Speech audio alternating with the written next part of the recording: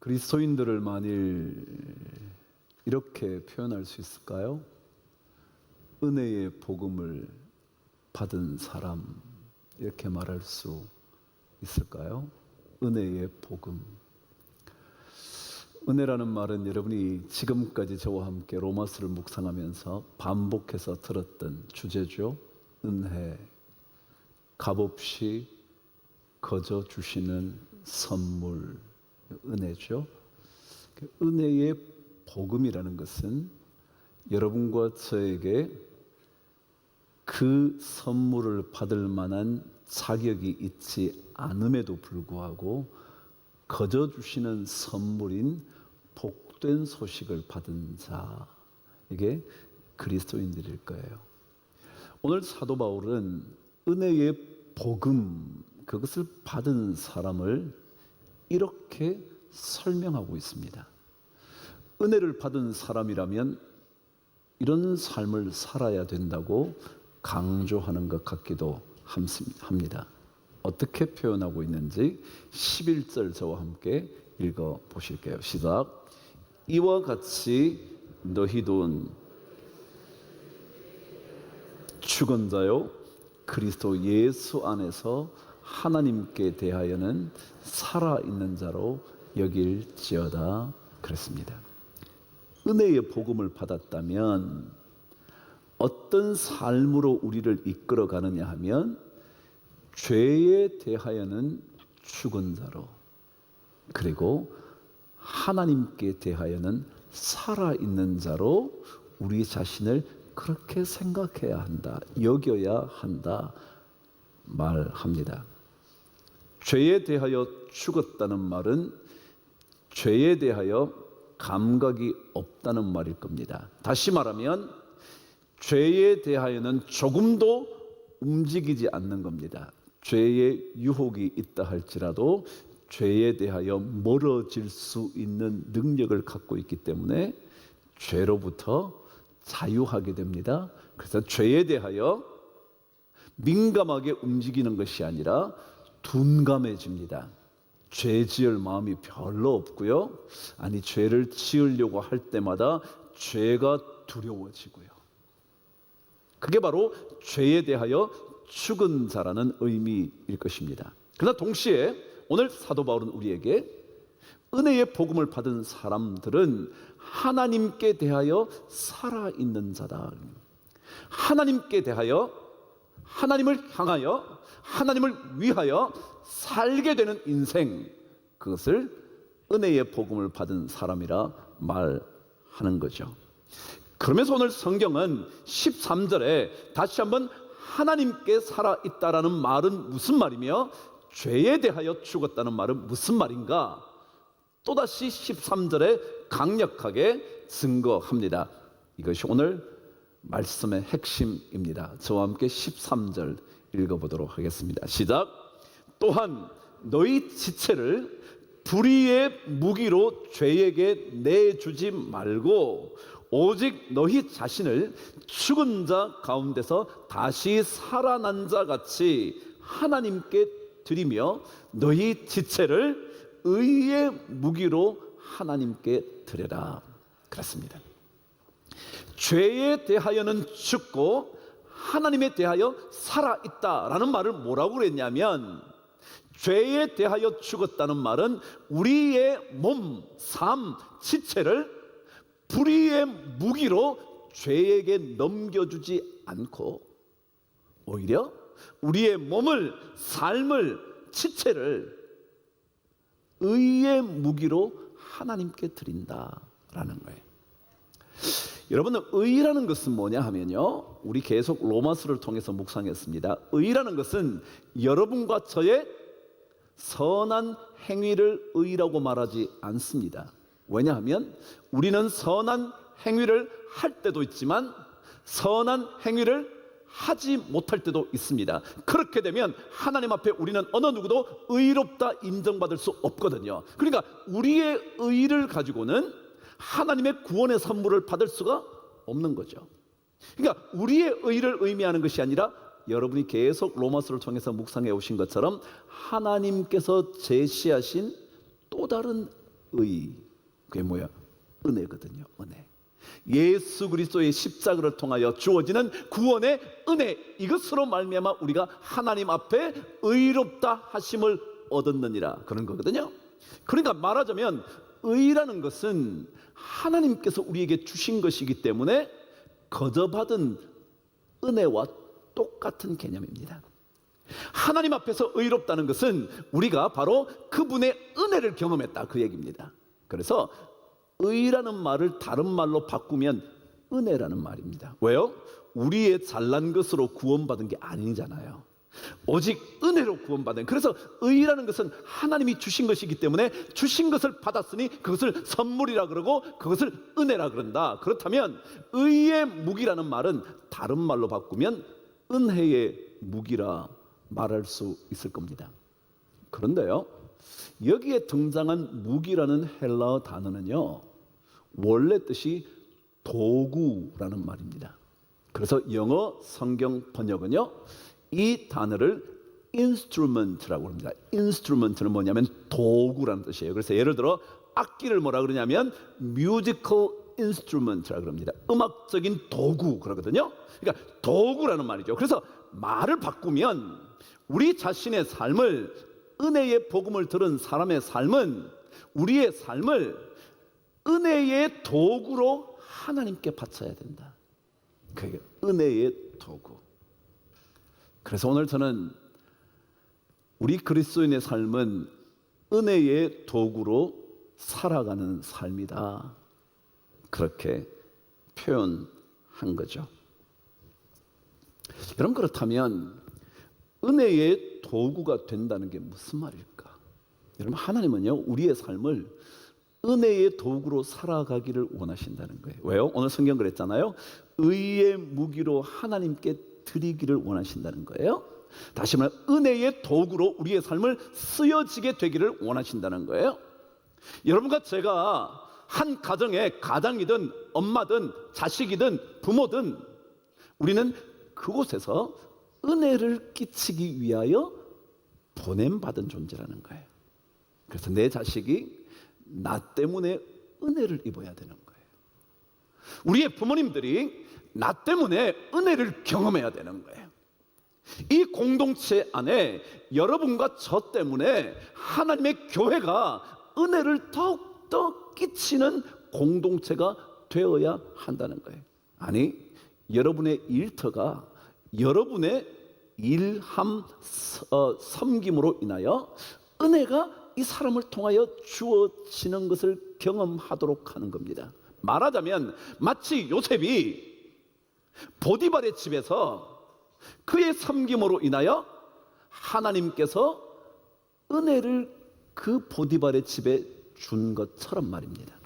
그게 우리 그리스도인들의 삶의 방편이고 그것이 모습이라는 거죠. 자, 그렇다면 그래서 우리가 은혜 끼치는 삶이라는 것, 은혜의 도구가 된다는 삶이라는 것, 그게 도대체 무슨 의미일까라는 거죠. 출애굽기와 민수기는 이스라엘 백성이 출애굽한 이후에 광야의 삶을 잘 그려놓은 여정을 담은 기록들입니다. 출애굽기 16장은요, 이스라엘 백성들이 마침내 홍해를 건너와서 모세와 미리암의 그 탁월한 노랫소리를 막 들려줍니다. 하나님의 기적적인 역사를 경험하게 됐다고 말이죠. 그리고 홍해를 건너온 이야기부터 16장이 시작이 됩니다. 여러분 한번 생각해 보시죠. 이스라엘 백성에게 홍해를 건넜다는 것은 기적 중의 기적 아닐까요? 물론 이 홍해를 건너기 전에 장자의 죽음, 문설주의 어린 양의 피를 바른 집에는 장자가 살아나는 어떤 기적, 그것도 보곤 했지만 정말 대군을 이끌고 엄청난 백성들을 이끌고 홍해 앞에 다다랐다가 홍해가 갈라지는 경험을 하고 그 홍해를 마른 땅처럼 건너가게 된 이 기적을 이스라엘 백성들이 경험했단 말이죠. 그랬다면 여러분이 만일 그 현장에 있었다면 어떤 생각이 드실 것 같으세요? 와, 하나님 진짜 대단하네. 난 아직 하나님을 보진 못했지만 모세 지팡이를 통하여 이 기적을 일으키신 하나님을 너무 놀랍네. 그러고는 이렇게 생각했을 거예요. 그래, 이런 하나님이라면 우리를 광야길을 통하여 정말 젖과 꿀이 흐르는 땅에 인도해 주실 거야. 그런 생각하지 않을까요? 왜요? 그 엄청난, 이것보다 어쩌면 더 놀라운 기적이 없을 그 기적을 경험했으니까 말이죠. 더더욱이 그들을 뒤따르던 바로의 병거와 바로의 군사들은 물에 수장되고 있는 사이에 자기들은 하나님께서 물 방어벽을 쳐셔서 그들은 마를 땅으로 건너가게 됐으니까 그 기적의 역사를 그들이 경험했다면 어느 누가 하나님의 놀라운 능력을 의심하겠으며 누가 하나님을 원망하거나 불평하겠냐 말이죠. 정말 그럴 거예요. 드디어 홍해를 건너서 3일째 되는 날 그들이 목이 마르기 시작하자 물을 찾았는데 물이 없는 거예요. 아니, 물을 하나 발견했는데 쓴물인 거예요. 그래서 마라라 그랬단 말이죠. 쓰다 말이죠. 이 쓴 물을 그런데 하나님께서 단물로 바꾸시잖아요. 그 기적을 또 경험합니다. 기적을 경험하면서 또 그랬겠죠. 맞아 하나님이 함께 하시면 우리는 아무 문제 없어 라고 생각했을 거예요. 그런데요, 그 16장 중반으로 넘어가면 이런 기록이 드디어 시작됩니다. 이스라엘 백성이 출애굽을 한 지 둘째 달 15일에 신광야에서 어떤 일이 벌어졌는지를 곧장 16장에 기록을 합니다. 다시 한번요. 홍해의 기적을 경험하고 마라의 쓴물이 단물로 바뀐 것을 경험했던 이스라엘 백성들이 2달 보름째 되는 그때에 그들이 원망이 시작됩니다. 16장을 읽어보시면 원망 계속 반복되는 단어입니다. 이유는 먹을 것이 없다는 얘기입니다. 그렇겠죠. 2달 정도 지나오는 동안 가지고 온 음식들이 다 사라지기 시작했을 테니까 말이죠. 그때 원망의 소리를 들으신 하나님께서 내려주신 하늘의 선물이 뭐라고요? 만나였단 말이에요. 그게 16장 기록이에요. 만나요. 또 한 번 기적을 경험했습니다. 원망하다가 다시 한번 하나님의 놀라운 기적을 경험하는 겁니다. 이제는 더 이상 원망 안 해도 되겠죠? 이제 더 이상 불평할 거 없겠죠. 왜요? 진짜 하나님은 놀랍네. 이 모든 백성이 먹고도 남을 음식을 내려주시다니, 그것도 날마다 나가서 거둘 수 있게 하시다니, 아니 마지막 7일째 되는 날은 6일째 이틀치 거두면 그 다음날 거두지 않아도 되게 했던 이 놀라운 것들을 봤으니까 도저히 불평이란 있을 수 없었겠죠? 근데 아니요. 조금 지나자 이스라엘 백성들이 또다시 원망하며 불평하기 시작합니다. 뭐 때문에요? 우리 고기 좀 먹을 수 없을까? 고기를 좀 먹을 수 없냐? 고기 그러면서 막 불평합니다. 그래서 하나님께서 그래, 내가 너네들 입에 질리도록 주지. 그러면서 동풍을 불어 메추라기를 가져와다가 고기를 막 주시는 거예요. 자, 오늘 여러분과 함께 방금 이스라엘 역사 얘기 하나 했습니다. 불평하는 이스라엘 백성. 근데 이것은요, 광야 생활하는 동안 끊임없이 이스라엘 백성들에게 사라지지 않았던 가장 하나님의 마음을 고통스럽게 했던 내용입니다. 원망과 불평. 여러분 한번 생각해 보세요. 불평이 여러분의 불평의 상황을 없앨 수 있던가요? 불평하면 여러분의 불평의 대상이었던 것이 사라지던가요? 그렇지 않음에도 불구하고 우리는 계속 불평합니다. 나도 모르게 불평합니다. 또 불평합니다. 불평해도 불평의 조건들이 사라지지 않음에도 불구하고, 불평의 조건이 달라지지 않음에도 불구하고 우리는 계속 불평합니다. 참 이상하지 않나요? 불평이에요. 우리는 의의 도구로 살 건지, 다시 말 은혜의 도구로 살 건지, 아니면 죄의 도구, 불의의 도구로 살 건지, 우리 삶에 무엇을 선택하게 될 건지, 여러분 어떠세요? 근데 하나님은 우리에게 계속해서 너 자신을, 너의 지체를, 너의 삶을, 너의 말을, 너의 발걸음을 은혜의 도구로 하나님께 드려라. 불평하고 싶지만 감사로 한번 바꾸어 봐라. 억울하지만 그것을 찬송으로 한번 뒤바꾸어 봐라 라고 말한다는 겁니다. 자, 여러분 있잖아요. 사도 바울은 고린도후서 1장 8절에서 이런 얘기를 합니다. 한번 여러분과 읽어보실게요. 8절 9절 앞부분까지 읽어봅니다. 자, 시작. 형제들아, 우리가 아시아에서 당한 환난을 너희가 모르기를 원하지 아니하노니 힘에 겹도록 심한 고난을 당하여 살 소망까지 끊어지고 우리는 우리 자신이 사형 선고를 받은 줄 알았대요. 자, 불평하기로 작정하면 지금 사도 바울은요, 불평을 거듭해도 할 말 없어요. 왜요? 얼마나 심한 고난을 받았는지 살 소망까지 없어졌대. 다시 말하면 이렇게 사느니 죽는 게 낫지 사형 선고까지 받은 거나 다름없다는 거예요. 이게 도대체 인생일까? 이게 삶일까? 이것이 우리의 삶이라는 걸까? 이게 인간의 삶인가? 라고 말할 정도까지의 환경에 왔다는 겁니다. 그걸 뭐라 그랬냐면 살 소망까지 끊어질 정도의 심한 고난을 받았다는 거예요. 너무 힘들다는 거예요. 여러분도 그런 때 있습니까? 저도 그런 때 있었잖아요. 우리 그런 때 있지 않나요? 왜 사나 이거? 왜 이 일을 우리가 해야 되나? 왜 내가 이 가정을 지켜야 되나? 여러분 그럴 때 있지 않나요? 자, 이럴 때 여러분과 제가 진짜 은혜의 도구가 된다는 게 뭐냐? 은혜가 도구가 되는 거예요. 도대체 살 자신도 없고 희망의 끈 하나 없고 죽은 거나 다름없는 인생을 내가 지금 살아야 된다라고 생각할 때 말도 안 되는 이 환경에서 여러분 만일 은혜의 도구가 된다는 게 뭐냐 말이죠. 사도 바울은 바로 1장 9절의 뒷부분에서 이렇게 기록을 하고 있습니다. 저와 함께 읽어보시죠. 이는 시작. 이는 우리로 자기를 의지하지 말고 오직 죽은 자를 다시 살리시는 하나님만 의지하게 하심이라.